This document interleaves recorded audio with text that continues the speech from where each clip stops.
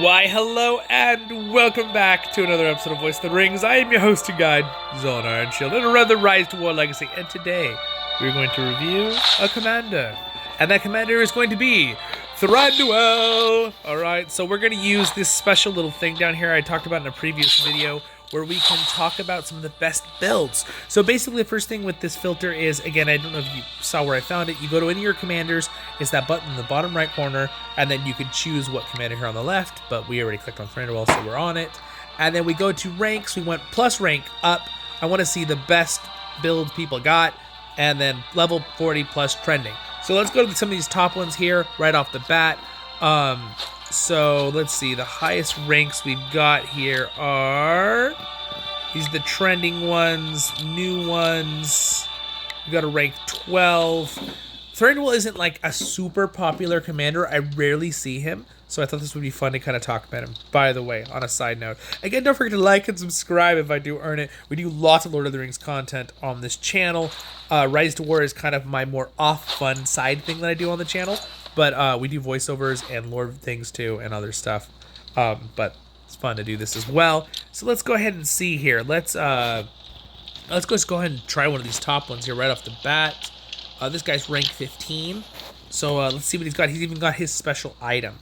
So let's see what a ridiculously powerful Thranduil would look like. And then we'll also check out maybe more of a free-to-play looking Thranduil and how to build him. So it looks like, so if he's rank 15, he has 15 points automatically to spend, and then he probably has his imparted wisdom, which is another 4 points, and then of course he's level 50, this particular Thranduil, so he's got all those points, right? So we have 15 points into Mirkwood's Vengeance, right? Each round against all enemies deal 40% poison damage continuously. That's pretty cool. So just taking poison damage all the time. Preparation 5, against all enemies receive an additional focus damage. Okay. So they take some more damage at a certain point in once we get to round 5. And then we have Whirlwind against 2 enemies. This is a very simple ability. A lot of characters have Whirlwind. It's very good though. It just hits 2 targets. Physical damage, prioritizes melee units. Okay. It's really good. It's a good ability.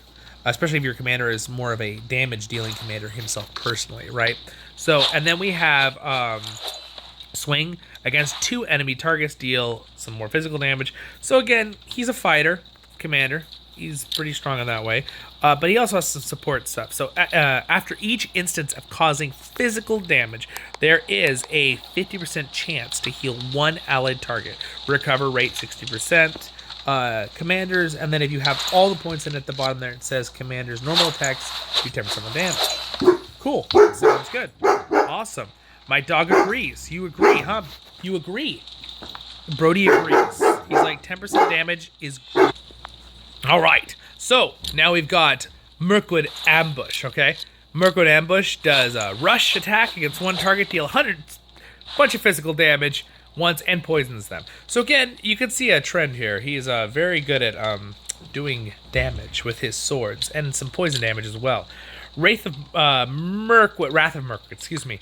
Each commander's each round, first damage dealt, more damage. So he is a damage dealer. He's just like I believe he also is a warrior. If we look at his thing, I'm almost 100% sure he's a warrior. He's just like Dane or Gimli, or like, you know, he's just a really good warrior. And then elves, damage received, reduction. So they just put 15 points into it. If it's maxed while defending, elves damage received, negative 22%. So if you're being attacked on a tile versus attacking, you take even more damage reduction for your elves. So he's a pretty good defender in that way. So he does a lot of damage himself. He also can buff his elves defense. So that's how this guy set him up. So let's look at his items. So as you can see, for one, he did a very similar thing in the previous video. We were talking about why do people put like just one tiny group of units. So if you see down there in the bottom, he has 7,300 elven sentinel or heralds, excuse me. But why does he only have 50 ram riders and only 50 of the horses? Well, that is because there are abilities like Whirlwind, right, that will prioritize a melee target and will hit 2 of them, right? So if he only had elven warriors, what would happen is that Whirlwind ability would go off, and then it may just lose damage. So again, let's simplify it and say 50 damage for the warriors, and the ability, let's say, does 1,000 damage, right? So if there's only 50 guys and they're all, let's say, 1 HP, it's only going to do 50 damage, 50 damage. Instead of dealing 1,000 damage and killing 1,000 of those elves, right? It will just fail and miss, basically. It's almost like a way to trick the system, but it's not. It's a legitimate strategy. But it's just, that's how it kind of works. So let's go through the items real quick now. We have the Noldor Sword, all right? Again, high might. So this commander, a lot of these things scale on might. Because might is physical damage, usually. None of these particularly say they scale off might, but physical damage always gets increased by might. So if there's something that says it scales off, might, or scales off focus, it scales even more so, right, than normal. But still, good to know, all right, on that area. So again, the Noldor Sword is really good because a unit's attack for men and elves is +3. Again, he's good for the elves, and he gives might, he gives speed for him, and some focus. A little focus is always good because it reduces the damage you take from focus 2 as well. So even if your abilities don't necessarily need it to do damage themselves. Mind Split, perform a normal attack, chance of dealing additional 100% 160 focus. Again, he's attacking a lot. He's got a lot of attack damage. This is good because now you have a 100% chance of dealing additional group. Now it's Mind Split. I mean, I don't know how great that is. Personally, there might be a better item for him if you're making him into like an auto-attacking monster, like the Axe of Khazad-dûm or something. But it's good because you're getting the attack for the elves too, and it is good to use elves with him because of his really huge damage reduction for them. So since he has might and all that, he probably chose that, just the most damage possible. It's still a good item. So then we have his actual special ability, Mirkwood Mail. This is his item, right? Every character has a special item. It can be a chest piece, a weapon, an accessory, or a helmet. Any of the 4 items. They only get 1, though, and they take the mithril, right? And depends on the rank of the commander. So this is obviously a gold mithril one.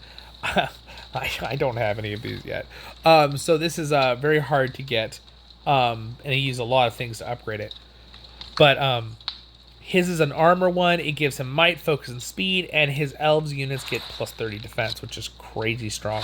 Elf units damage received -9% when battling on wood production lands.